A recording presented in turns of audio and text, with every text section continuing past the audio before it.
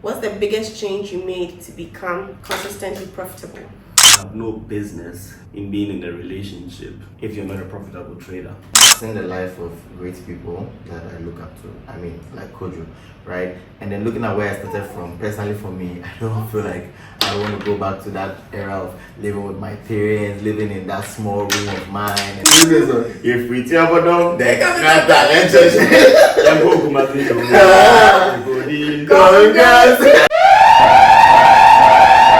Hi guys, welcome to my channel. My name is Miss Abba, and today I'm doing something different. I'm sure you already know it, but we're still in Malaysia, Kuala Lumpur, and I'm here with two of your faves. Yes, two of your faves, the Emperor and the God. So today I'm going to be asking them some questions and get their honest answers for you. So stick and stay with me and let's get right into it. I'm going to be here with the Market God and the Emperor of Blues. Market God. Emperor. Yes, we are here. So guys, this is really impromptu. They don't know the questions, and I'm hoping you guys will give me your most honest answer. For sure. For sure? Yeah. Okay, let's get straight into it. The first question, what's your go-to pair when you need a quick money scalp? For me, it's GBP USD. I think I have my very good hands on it, and that pair literally respects me. My analysis, my edge, my secret sauce. So What's the secret sauce? salt and Market God. I need that sauce, bro. For me, it's gold. Of course. Of course, I think everybody knows that. It's gold. It has to be gold. You only trade gold. Yeah, I only trade gold. But at least I've been eyeing something else. What's that? I'm gonna tell you guys. I know. Tell me. That's 100. Not true. Man. So let me ask this question even before we move on, right? It's not part of the questions, but Aram, why only gold? Personally, for me, it's because I have an edge in trading gold. Like, I realized that when I started learning how to trade, I was literally like doing so well when it came to trading gold. So I felt like, why not just put that energy and focus onto one thing that you're good at and then strive on it really hard. That's crazy. That's a lie. You lie. It's not honest. It is me. I'll be honest with you. Yes. I trade so many pairs. I told him that, look, every trader has their own temperament, and I kind of feel like yours is in gold. So would you focus on it? Well, it was a hard decision for me. Prior to that, yeah, he used to like trade gold and go back to like trading so many things. So it was like probably that little word put inside that changed his perspective to go straight. Okay. So we have got him one, he lied. I didn't know he has a strong edge in gold. Is what he's saying true? Well, it's actually true. Because, I mean, in as much as I said that, like, I decided to focus on, I didn't talk about the fact that, like, someone asked me to put in that effort into trading it. So this is where I plug myself as a coach. Oh my god. This man is everything. Advice. CV4. That sauce. Second question. When was the last time you blew an account and how much was it? Personally, for me, it was before coming to Malaysia. I was just trying to do some flipping, right? And it went south. It was $2,000. Yeah, it went south. I've not blown an account for the past 7 years. Shit, crazy. Maybe you have. So he's lying. You've been caught. No. Okay, so should I tell them the story? Tell them. Okay, so Tell them I'm in the business. so right. When was it? It's been a long time though, but it was definitely in Let's Dubai. see if I blew an account, right? It was definitely in Dubai. We funded $2,000, right? And he was just like doing quick scalps, and then just making money and then withdrawing. And there was this trade, I think, if I'm not mistaken, it was US 30 that he went all out on the trade, and then he lost our money. He blew the account. Prior to that, what happened? He's want to say like he withdrew, so technically he did not blow the account. I know that's what he wants to say. I was trading that account, I flipped it, withdrew my profit, in fact a little bit more than my initial capital, Then the last time I was like, why is it so boring trading this small account? So probably let me just like, go all out and turn it into something magnificent, right? And it got lost. But whose money did I lose? The broker, because that was the profit. Is that a blown account? Well, it is still a blown account. It is still a blown account. It's still a profitable Yes. so.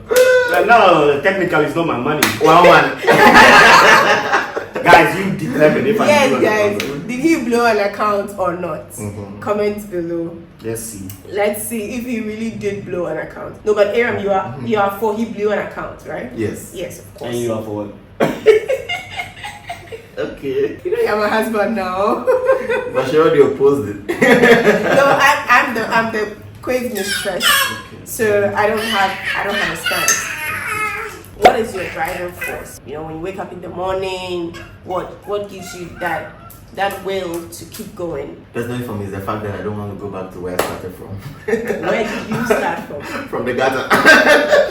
Honestly, man, like I've seen the life of great people that I look up to. I mean, like Kojo, right? And then looking at where I started from, personally for me, I don't feel like I want to go back to that era of living with my parents, living in that small room of mine, and then just like I feel like there's more to life and there's more to explore. So each and every day that I wake up, I look out for things that would motivate me to even become a better person. And I think that's one of the biggest driving force for me. I saw a picture of Aram when he was in the gutter. There was a gutter. I'll show this picture. What's your driving force? Driving, have a driving force. So you just wake up and do. My driving force is a lot for the camera, literally. The major one. The one you can share with them. What pushes you every morning to go harder, to still trade, to still make money, to want to make more? You know why it's difficult for me? Why? Because for me, I kind of really achieved those things that used to make me wake up. I wanted a stable ground. I didn't really come from a very, well-to-do family, so I wanted to create a well-to-do family. Eventually, being able to do that, I wanted to accommodate my nuclear family in a more permanent home. And then I wanted to just build a legacy for my kids, and then this one like this, she doesn't have a problem in the world. I want to just live a good life, and I think that I've been able to do pretty much all of that. I'm just in that phase where I'm just building a legacy or maintaining. So maybe in that sense, there's still that reason why I wake up, but I don't have that urge to want to do anything new or lack something in particular that I'm saying. Because of this thing, I want to wake up at 3 a.m. or 1 a.m. Maybe. Because more like you've achieved it. You get me, right? Maybe something will come along, but even at that, maybe I feel like complacent. the driving force has to do with two factors. What's inspiring you to continue working, and then what you're looking up to in the future. Perhaps. Yeah. But now my driving force is if it's in the battery percentage, it's 15%. If we tell them, then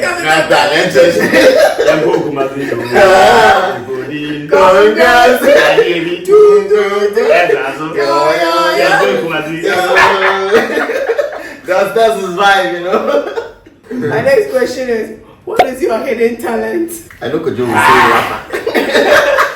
a hidden talent. What's this? Please, the floor is yours. What's your hidden talent? Guys, I can actually rap. Okay, I can freestyle. dance. Dance. I can rap. I can dance. I can draw. I can play drums. Is that a hidden talent? You can dance. But all jokes aside, my talent is I can actually draw. I can watch two of them, give me paper, pen. He's a lie. He's a lie. No, Okay. it's true. You told me you would not be biased. I'm How come we've never seen a drawing? That's why the hidden talent there. Okay, that's no. It's true. That's why it's hidden now. The question is, what's your hidden talent? Can I talk? Yeah, I was saying. I can actually fly a plane. See, liar. Why? I wish my wife was here to also tell you. It is true. It is actually No, true. you don't believe me, eh? I don't believe you, bro. After this session, I'll draw you. Jokes on you. That's those everywhere. Okay, let's call a backup Yeah. to confirm. No, if you're calling this is not backup, this is not authentic The backup. backup Okay, which is backup do you want? with FX. This backup is very Which biased. backup do you want? Hey, backup. We have a question for you. Okay. No, let me ask it. Yes. What's Kojo's hidden talent? What can Kojo do with his hands? Huh? Say it louder. What has he drawn? You hear that? You see, you're ashamed. Guys, he confirmed it. On He camera. confirmed it. You see? Alright. You see? You're going to also confirm. Always. Sebas, can you please like show your face? What's Aaron's hidden talent? Eating. Yes, a lot. So. Okay, The then. one that impresses me the most is he being able to like fly a plane. Oh, you hear that? Text Say him. it again. You be confused. Say it again. So we did here, you go text the guy. I didn't text him, guys. Yeah, they're always recording. We check whether I texted anybody. They don't believe me. At They this fly. point, they are both liars. Okay, to the next question. What's the biggest change you made to become consistently profitable? Personally, for me, I think it had to be not being pressured by, like, as I felt like I just need to understand my growth and then move in accordance with it. One of the things that like really used to worry me a lot in the past used to be like that pressure from society, looking up to like, you know, seeing a lot of people showing all kind of things on social media, and then you're like, damn, you just have that $100 account. You see people flipping $1,000 to $100,000 in a single trade, and then, you know, I just thought that, you know, that could also be my big break, but I didn't know that that way to steady growth was more, you know, more better than actually just a rampant growth. So it was a very big hurdle for me because it affected my psychology, and I kept like, you know, over risking on every single trade, trying to make a fortune on every single trade. But when I got to that understanding that I needed to be patient with everything, and then understand that it's all about time and seasons, and then, you know, being disciplined with your money, that's what's going to take you far if you actually do the math, right? And then that was like the big one for me. So that's psychology. I'm impressed. Not gonna lie. What's yours? The question again. What's the biggest change you made to become consistently profitable? I actually made like very critical decisions. I think the major one is switching from scalping day trading to like swing trading. What it did for me is that it significantly reduced my frequency of trading. So swing trading literally reduced my frequency of trading, and I think for me I also answered just one very important question, which was like, I mean, it's literally two questions, but it's like, why does the market turn where it turns, and then what does it do before it turns? And once I was able to really grasp, at least to my own very best of knowledge, that answer to that, then it literally broke that yoke for me. It made me a consistent trader.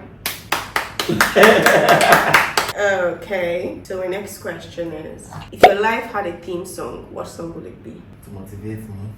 When I get older, I will be strong. They call me freedom. And of course, I'm going to have that freedom. So I just need to know that it's all about time. Okay.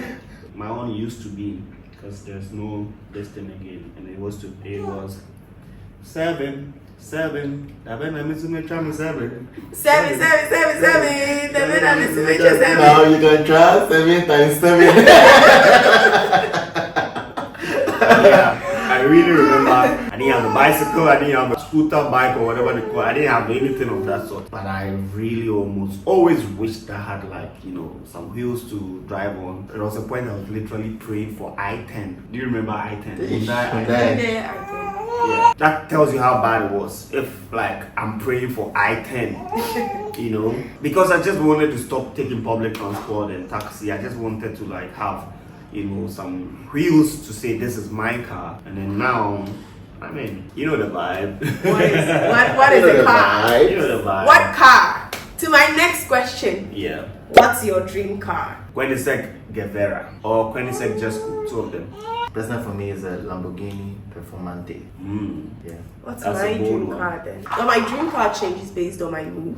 Currently, the car I've been eyeing is G-Wagon, G63 Brabus. I got it. Yeah. With blue interior. With blue interior. Turquoise blue outdoor and then blue interior, right? You see why he's my man? You see? Anyways. Yeah, shake your head as if you have the car already. Is that a vibe to like, bro, can you get it? Like, Swipe that card. want to look good on me? We're coming to the end soon. What's your stand on trading and relationships? So let me elaborate more. That if you're really wanting to be like that millionaire trader, you know, Yeah. and then being in a serious relationship, girlfriend, boyfriend type of relationship, what's your stand or what's your take on it? Is it advisable? Is it not advisable? Usually, I think you're on to speak first. Personally, for me, I can't really say like much because I'm yet to attain that level of being like a millionaire trader. I'm almost there. I mean, but like, here's the point. I feel like in the beginning stages, it's really important that your partner, if you're in a relationship, your partner really understands your grind and understands that you need to put in so much energy and attention to the job. However, your partner should also be able to understand the risks that is involved in your business and also even know how to, you know, calm you when, you know, things go south. I mean, because if you don't have a partner that can be there for you when things go south, she can also be there for you when things are right. So it's very important that your partner really grabs that understanding. And because once you get to that millionaire status as a trader, things are literally much more easier than it is when you started. Everything is hard in the beginning. So it's actually, the most part really matters with the beginning stages of, you know, that particular grinding stage. So if that person has been with you from that stage, it's very important that the person comes to understand these two things, that your time is very important and then your emotions as a trader too can really fluctuate. So she must be able to really discern, I mean, this is not the time to come around, this is the time to come around, this is not the time to do this is not the time to do that. So I think it's all about, it boils down to the understanding of your partner. So if you can have one, I mean, it's okay to be in a relationship as a trader, but you should just hope that your partner really comes to the understanding of what you do as a business and what it implies when it comes to emotions. That's the whole sermon. This guy there. Let's say amen to that. Amen. Preach on. Preach on. As the spirit leads, brother. So, for me, it's very simple and short. You have no business in being in a relationship if you're not a profitable trader. It's as simple as that. Trading is very difficult. It requires you going through some level of mental agony. You cannot combine that with relationship stress. Because obviously at that struggling level, you don't even have that resource to maintain a sweet, spicy, juicy type of a relationship. And then you're struggling. You're blowing your couple of dollars, $100, $50, and then you're literally start watching almost all videos. Kojo drops a video, you're watching. Aram drops a video, you're watching. Everybody around drops a video, you're watching. You're reading books. You're listening to podcasts. You're tuning into spaces. And a human is coupling that with, you're not giving me time, attention. You're not taking me out. You're not buying anything for me. You're not celebrating my birthday, my Valentine's Day, my blah blah day, Women's Day, Mother's Day, Children's Day. Bro, Girlfriend's Day. Really? Girlfriend's Day. You have no business being in a relationship at that point. So Google it for you right now. Go on your grind, focus on yourself. You gotta be at that point where you have time for yourself and yourself alone. Be selfish with yourself. You don't need anybody at that moment. You just need yourself. Date yourself, take your own self out. Go to the movies with yourself. Sleep with yourself. That's a weird thing to say, right? Sleep with yourself, bro. Until you make it, then now you can open your space up for, you know, some auditions. You know what I mean? So that's like me, my piece of advice. Well, it's like you have a lot to say. What's your business being in a relationship if you're not a profitable trader? It goes both ways, as a man or a woman. You know, because relationships require a lot. You know, it requires, especially if you are building a good relationship, good and healthy one, you know. So you need to really be ready for that, be in the space, be in the moment for that. And of course, you need to have time for your partner. And you can't do that if you want to be like in your monk mode as a trader wanting to become a millionaire trader. So I do agree with both of you. But just as Aram said as well, it really depends on your partner, you know, your communication with your partner. If your partner understands you, I mean, that shouldn't be so hard being in a relationship. But the problem lies with when your partner does not understand you and does not understand the business you're into. Does not understand the mood swings that come with dating a trader or being in a relationship with a trader, because it is a lot of mood swings out there. Maybe one day I should share mood swings about being a trader's wife. Maybe. How do you manage your finances best? That's a pretty tough one. For me, I make a lot of money, so I don't even manage my finances. That's a lie. Drop mic. That's a lie. This is not financial advice. That's my honest answer. No. He does manage his finances. Say it for us. I'm the manager. I choose what is reasonable to spend money on and what is unreasonable. I don't manage my finances. I go all out. I get what I want. Reasonable. Tell us, how do you manage your finances? Honestly, for me, managing my finances, at first I felt like when I was starting off and I began to start to experience the brink of success in trading, it was like I felt like a never ending thing. So I could literally do everything. Like, okay, I can just buy this, I'm going to trade it back. I mean, this is just 20 pips, I'm going to make it back, and that kind of life, right? Then I had my mentor call me one time, come here, sit down. You need to understand that this is not going to always be on that curve, right? So you must manage your finances very well. And one of the most important things, especially for me, is that you need to have like emergency accounts, right? So you must have, like, personally for me, so this is how I do it. I don't know, there's no like direct way to how I do my stuff. So I have like an emergency account that is like the fixed amount of money in a bank account I literally don't even care about. And also I have my personal main trading account. Then I have an account that I usually will use to sort out bills at home, like petty bills, like maybe I just want to buy fuel, I want to flip money and then maybe get myself some electricity or pay something, like pay my rent, something like that. So when it comes to managing my finances, personally for me, I watch my spending, right?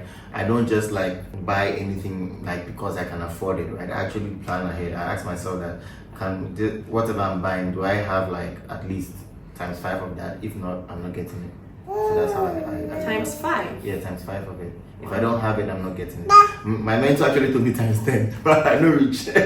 So yeah. Wow. Times 5? And we have a 100x game.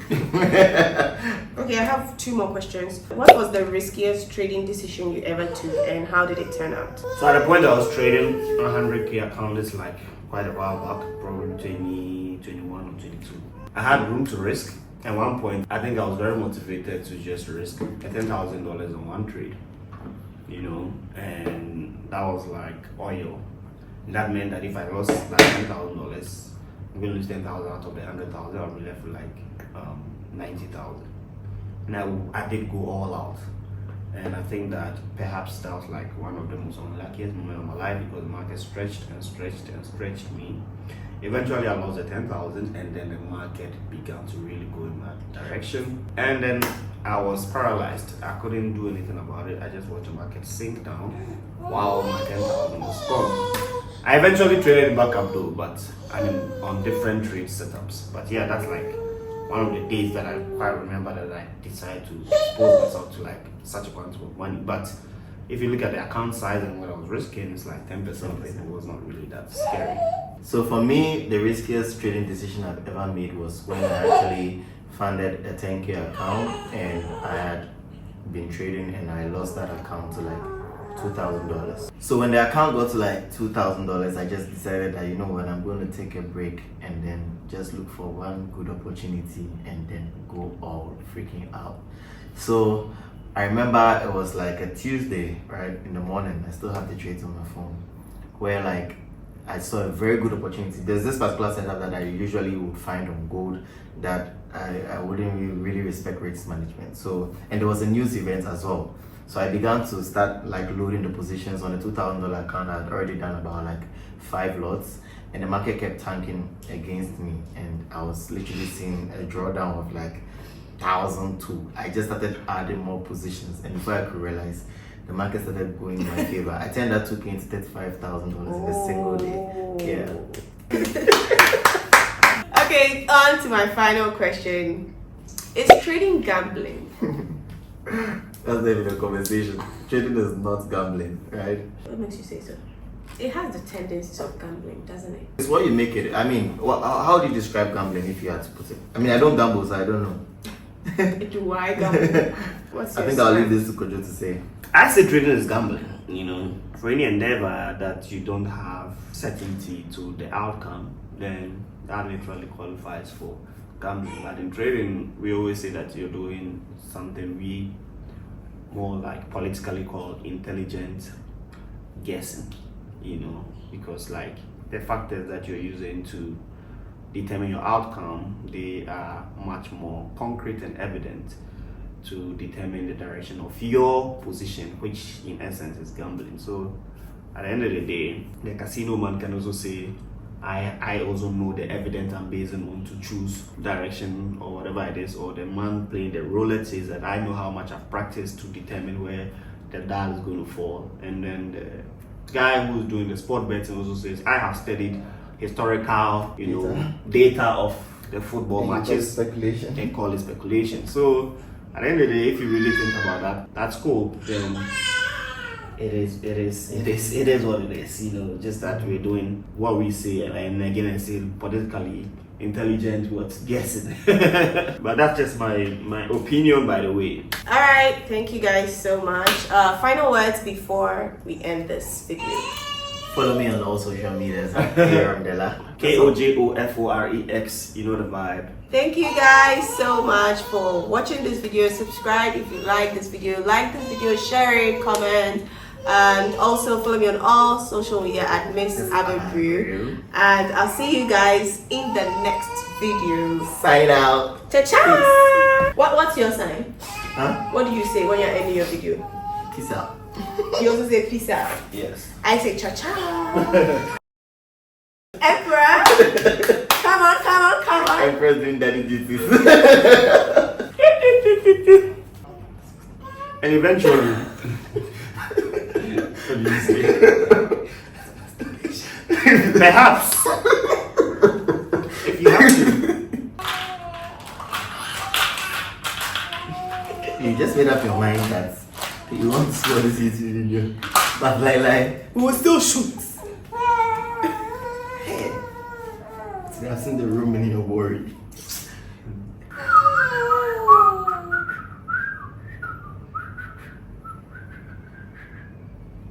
Down for back call low battery and I'm in power bank at 99. Still charging. Hey! My friend, stop that. If before we go rise up, Don't be teaching me. the fuel be the price up. Right, so. As I started that everything Millennials price are up. playing. Yeah, Gen Z, we don't know this. There's the old man amongst us. I promise. Millennials. They just suffer overnight, so sleep and sleep. Honestly, I don't know what you're talking about. Okay, man, yo. Okay. There is no there. Okay. You see that? You know.